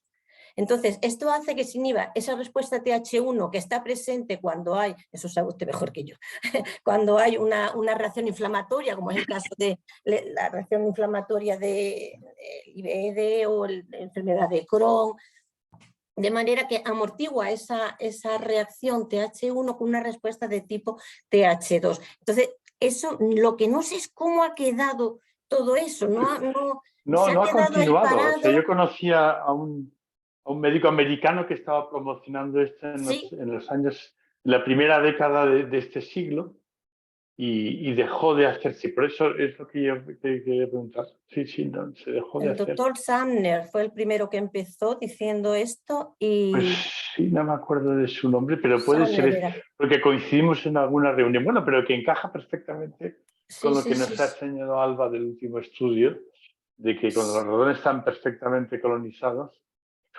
es más difícil de entender, en cambio, en el primer estudio, es más difícil de entender que la infección favorezca a los productores de butirato. Porque los productores de butirato son los que primero desaparecen cuando realmente hay algo de inflamación, por lo menos en el humano, ¿sabes? Y como son ratones colonizados con microbiota humana, ¿verdad? En el primer estudio tenías parte del modelo era con microbiota humana. Realmente en el humano, cuando hay mínima inflamación intestinal, los primeros que desaparecen son Fecalibacterium, Roseburia, Lagnospira, Lactobacilos, y estos resisten más, pero tú tenías ahí el Bacteroides chilanosolvens, todos estos son puros productores de butirato, muy anaerobios. Si hay un poco de inflamación en la pared, bajan enseguida. No lo sé si a lo mejor es lo mismo, que en ese modelo la infección tuvo un efecto antiinflamatorio en la mucosa y esto lo utiliza el parásito para invadir el hígado, no lo sé. Porque causan lesiones en la mucosa intestinal, ¿lo miráis? Si estos parásitos... Causan, claro, los huevos atraviesan la pared intestinal, muchos de ellos llegan al lumen y salen con las heces, otros se quedan en forma de granulomas en la pared intestinal, y algunos que no llegan a pasar ni siquiera a la pared, porque por la circulación son trasladados al hígado, y ya una vez que llegan al hígado, allí ya no tienen salida y se quedan formando también granulomas. Pero la respuesta a los huevos está muy polarizada a TH2. Es una respuesta. Sí, pero la pared intestinal a lo mejor no se inflama, ¿sabes? No lo sé. Hay más reclutamiento de leucocitos, o sea, tanto o de monocitos. Se forman como granulomas móviles que van acompañando al huevo, y algunos pues se quedan estancados. Bueno, veo que hay preguntas de la audiencia. Sí, más vale. A ver, ¿qué preguntas hay por aquí? A ver. Alba, ¿por qué se decidió incluir ratones humanizados en los 2 primeros experimentos? Bueno, pues como comentaba, gracias María por la pregunta. Como comentaba al principio, la idea inicial era, esta línea de ratones humanizados estaba disponible en el Sanger y pensamos, pues qué bien, ¿no? Tenemos la oportunidad de tener un modelo experimental en el que tenemos microbiota humana, o estudiar el efecto de la esquistosomiasis sobre la microbiota humana, pero en un modelo de ratón que podemos controlar experimentalmente.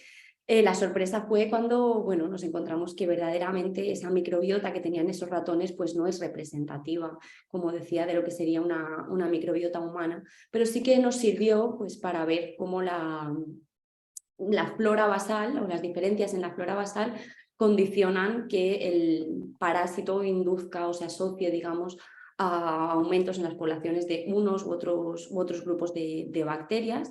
Y luego lo que a mí me parece más interesante eso es que a pesar de las diferencias, en los dos casos veamos que pues se promueven el mismo tipo de funciones de la microbiota intestinal, aunque hay muchas que son diferentes. Claro, yo he enseñado lo bonito, las que son iguales, pero hay muchísimas que son diferentes, ¿no? Pero bueno, esa consistencia, a pesar de la diferencia de los modelos, yo creo que es llamativa y es interesante. Si me permites, Cristina, tengo una pregunta. Bueno, en primer lugar, enhorabuena, ¿no? por las excelentes charlas, ¿no? Sobre este tema que es apasionante y que todavía falta muchísimo por investigar, ¿no? Como bien has dicho, Alba. Yo tengo para Alba alguna, porque como, claro, en nuestro grupo trabajamos con el modelo experimental de esquistosomiasis, ¿no? Tengo algunas cosas que sí que me gustaría preguntarte, ¿no? Por lo menos que, no sé, hay algunas cosas que bueno, que me han llamado la atención, ¿no? Entonces, ¿por qué? Porque, claro, a lo mejor en todos estos experimentos la dosis de infección podría influir. No sé si siempre habéis utilizado la misma dosis de infección, pero me ha llamado la atención que unos experimentos habéis utilizado, me imagino que son cercarias que procedentes de un caracol que se infecta con un mioacidio para que solo se infecten con machos y luego generales, ¿no? Eso no me ha quedado muy claro el por qué solo tener unos que solo queréis que tengan esquistosomas machos y otros parejas de esquistosomas. No me ha quedado el por qué eso cómo puede influir. Quizá la dosis de infección podría ser a lo mejor más importante. Y luego, tampoco he visto, también sería bueno ver en los resultados, ¿no? Los granulomas que al final había, ¿no? Mostraste el número de huevos, ¿no? Por gramo de heces y el número de adultos mediante perfusión, me imagino, pero no el número de granulomas, que ya sabes que traducen muchísimo la infección, ¿no? Sobre todo los granulomas hepáticos, ¿no? Que son más fáciles de ver que los granulomas intestinales, pero bueno, una infección por esquizosoma mannsoni es muy importante, ¿no? Bueno, pues son como curiosidades, ya que... No, te lo agradezco. Pues a ver, es que me he ido apuntando aquí. La dosis sí que, bueno, los dos primeros estudios, que en realidad fue un único experimento, primero lo analizamos por 16S y luego por shotgun sequencing, se hizo en el Sanger y la dosis infectante, si no recuerdo mal, creo que eran 80 cercarias. Y de allí los infectaban a través de la cola. Luego en Manchester, que es donde hicimos el segundo experimento, los infectan a través de la barriga y utilizan menos, pero es que ellos ven que a través de la barriga parece que la infección les va mejor.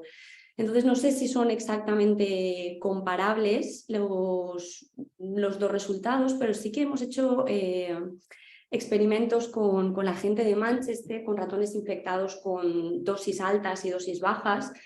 Y lo que se ve, es lo que comentaba, y también bueno, está relacionado con la segunda pregunta, lo que se ve es que normalmente cuantos más huevos tienes, ya sea porque inicialmente la dosis de infección es más alta, tienes más parejas, están produciendo más huevos, o porque pasa más tiempo, cuanto más huevos tienes, más intensas y más extensas son las alteraciones en la microbiota intestinal. Y decía que esto está relacionado con la segunda pregunta, la de solo machos, precisamente por eso, porque pensamos que lo más determinante para los cambios en la microbiota intestinal son los huevos, entonces queríamos ver cuál es el efecto de la infección sobre la microbiota con huevos y sin huevos. Verdaderamente lo que nos encontramos es que son las infecciones con machos y hembras y por tanto con huevos en las que se produce ese papel más regulador de la microbiota intestinal y precisamente son esas en las que hay daño y en las que pensamos que bueno, pues esas bacterias intestinales pueden contribuir a frenar ese daño.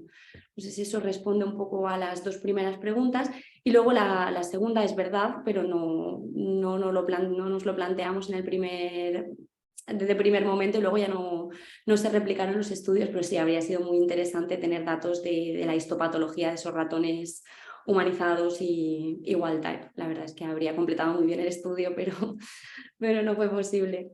No. Es normal porque claro, los huevos tienen que salir en algún momento, tienen que atravesar, ¿no? Como habrás dicho, en el momento que haya una infección donde hay macho y hembra, los huevos tienen que salir otra vez hacia el intestino para salir por las heces y en ese recorrido se altera, pues entonces se puede producir una alteración mucho más importante de la microbiota, ¿no? Sí. Sí, me parece muy interesante y ánimo para seguir investigando. Ahí estamos, muchas gracias. Alba, una pregunta. ¿Se os ha ocurrido hacer la microbiota del parásito de Schistosoma?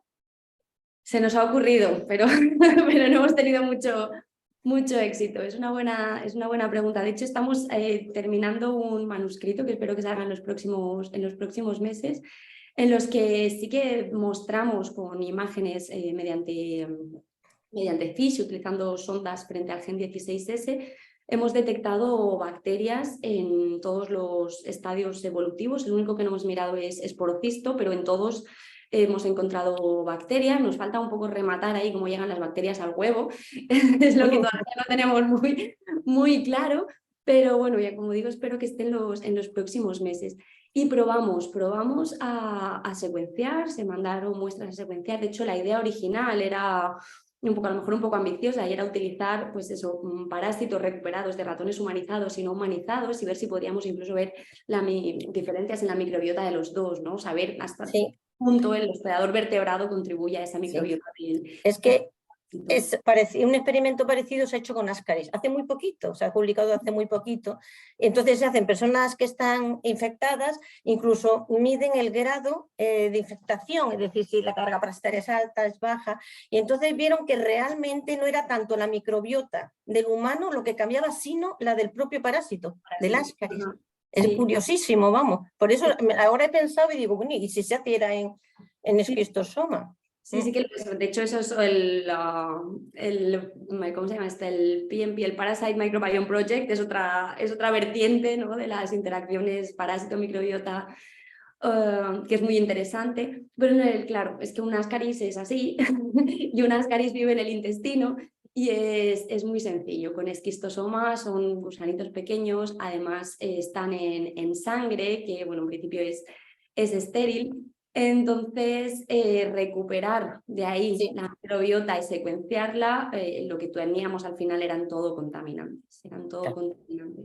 Y no, fueron unos datos que decidimos pues, bueno, desechar porque no nos los creíamos. No nos creíamos que lo que estábamos detectando, pero bueno, al menos utilizando sondas fluorescentes sí que hemos detectado parásitos en adultos, en cercarias, en huevos y en miracidios. Muy bien, es muy interesante desde luego el trabajo. La verdad es que es otro mundo que... Sí, totalmente. Y una cosa, ¿estudias la microbiota en el pellet del ratón? ¿O también algunas veces has cogido de ciego en algunos experimentos? ¿O siempre habéis utilizado pellet? En este caso no utilizamos pellet, sí. Porque a veces, ¿sabes? Yo no sé si esto produce diarrea. Lo digo porque me extraña bastante que se incrementen los productores de butiratos, ¿sabes? Y a veces puede ser porque los productores de butirato están sobre todo en ciego. O sea, y en el ratón y en la rata, que tienen un ciego más dilatado, no sé si los has abierto alguna vez, supongo que sí que se ha abierto alguna vez. En el ratón ves un ciego muy dilatado. En el normal, un ratón normal, que es una cámara realmente de fermentación. Y entonces yo no sé cuál es el tiempo de tránsito del ratón, pero claro, cuando ya pasan a la parte distal, claro, si el esquistosoma les produce diarrea, también podría explicar algunos de los cambios. Es por esto, ¿sabes? O sea, que si el esquistosoma ha hecho que tengan diarrea, entonces sí que aparece más la microbiota típica de la cámara de ciegos, ¿sabes? No, Aquí hay otra pregunta. Muchas felicidades, doctora Lales. Tengo una pregunta. En el caso de la interacción de los parásitos de esquistosoma con la consecuente disminución de reacciones alérgicas, ¿qué tipo de citoquinas son las que predominan? ¿Las de tipo antiinflamatorio? pues no lo hemos mirado las citoquinas todavía, solo tenemos niveles de poblaciones celulares, pero yo esperaría pues citoquinas reguladoras, probablemente interleuquina 10. Pero tenemos que mirarlo, todavía no hemos analizado datos de citoquinas.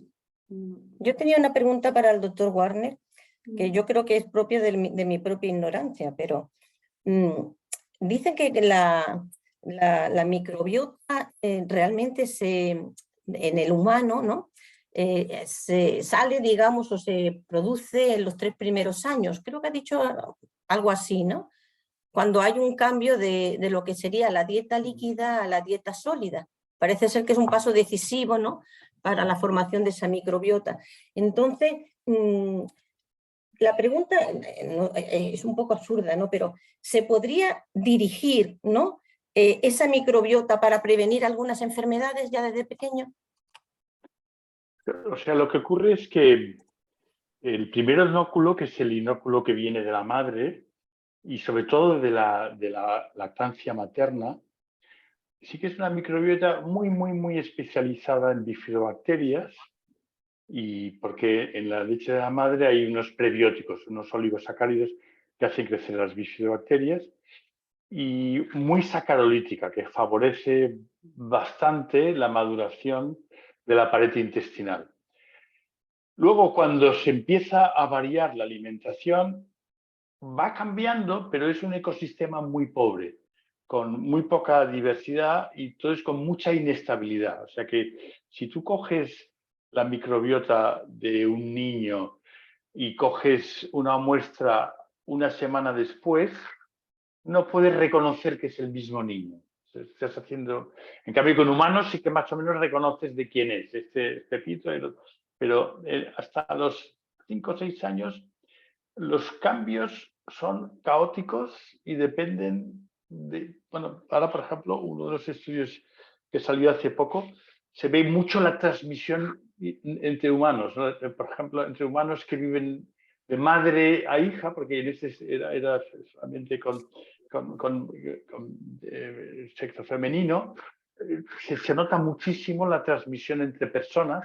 Le influye la transmisión, los fármacos, la alimentación, la posible diarrea que tenga el bebé, o sea, y es muy difícil dirigirlo, creo yo. O sea que, de todas maneras, en Valencia está Carmen Collado, que no sé si Alba le conoce, que es la que está estudiando mucho la transmisión vertical y la maduración del ecosistema de los niños. Que realmente, he dicho 5 años, pero a veces hasta los 8 años no llega a ser un ecosistema muy estable. Que, bueno, que coincide también con el aspecto macroscópico de las heces, que en los niños va cambiando y no se hace estable hasta que pasan años. ¿Y hasta qué punto? Que estas son preguntas de esas que te hace, pero de la sociedad, no son a lo mejor muy científicas, pero ¿hasta qué punto la dieta puede favorecer, por ejemplo, esas enfermedades como el Crohn, esas enfermedades inflamatorias? ¿Hasta qué punto se podría no prevenir, pero sí a lo mejor subsanar una sintomatología con el cambio de microbiota? O sea, esto es, como hipótesis, esto está así. O sea, por ejemplo, personas en Marruecos es muy baja la incidencia, o en China, la incidencia de Crohn o de colitis ulcerosa. Cuando vienen a vivir a España, a lo mejor ellos no, pero su primera generación tienen la misma incidencia de colitis ulcerosa, enfermedad de Crohn. Y esto lo hemos visto con personas de Marruecos, lo hemos visto con personas de China, donde antes era rara y ahora ya es común. Y es porque en parte también pierden la microbiota que tenían, la microbiota más variada, y en parte porque, aunque sigan cocinando a su estilo, pues a lo mejor se van adaptando a las hamburguesas y la pasta y no hacen la dieta original. Efectivamente, es un tema, pero lo que sale más claramente es el consumo de antibióticos en los niños. El consumo de antibióticos, por ejemplo, se descubrieron los genes ya hace años que se relacionan con mayor riesgo de enfermedad de Crohn. Ser portador de uno de estos genes, del NOD2, que es el más frecuente, te multiplica por 2 el riesgo. Recibir varias veces antibióticos durante los primeros 3 años de vida, que ahora no me acuerdo, pero era como 6 o 7 veces, te multiplica por 7 el riesgo de tener enfermedad de Crohn. O sea que el ambiente tiene muchísimo mayor impacto y sí que el ambiente está muy relacionado con la formación de la microbiota intestinal. Y entonces, en el caso de antibióticos, está claro. En el caso de dieta, está menos, se sospecha, pero no está menos claro. Más que nada, como había dicho antes, que si ciertos alimentos parece que producían esto, ciertos alimentos favorecían al otro, me quedé así un poco diciendo... Sí, bueno, no, en adultos los sí que es muy cítricos, claro. creo que había dado algo de... Sí. Y en niños posiblemente es mucho más importante, sí, o sea, controlar esto. Bien, pues no sé si hay más preguntas por aquí. Pues parece que no hay ninguna más. Se oye muy bajita. ¿De acuerdo? Bueno, pues entonces, si no hay más preguntas, Antonio.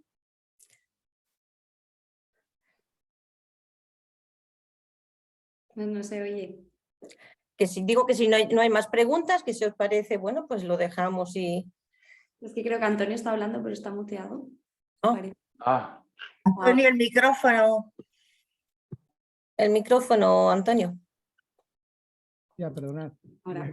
Nada, que si ya no hay más preguntas, pues nada, de nuevo felicitar a Alba y a Francisco por las excelentes charlas y a Cristina por la maravillosa organización de este parawebinar. Y nada, si no hay nada más, pues ya sabéis que todas las personas tienen el diploma, siempre recuerdo lo mismo, y también a todos los que estamos aquí, recuerdo que el próximo número de ParaJournal ya tenemos que ir pensando en él, y que las personas que tengan pues introducciones de tesis o trabajos de fin de grado, o trabajos de fin de máster, pues que lo envíen, ¿no? Que lo envíen cuanto antes para ya ir pensando en el ParaJournal que saldrá antes del verano, ¿no? Y nada más, muchas gracias a todos. Pues yo nada, también agradecer a Francisco y a Alba, que desde el principio es que no pusieron ninguna pega, estuvieron dispuestos desde el primer minuto a participar y a hacer este webinar. Entonces, muchísimas gracias a los dos. Muchas gracias a vosotros por la invitación. Muchas gracias. Venga, gracias. Adiós. Hasta luego. Adiós. Adiós.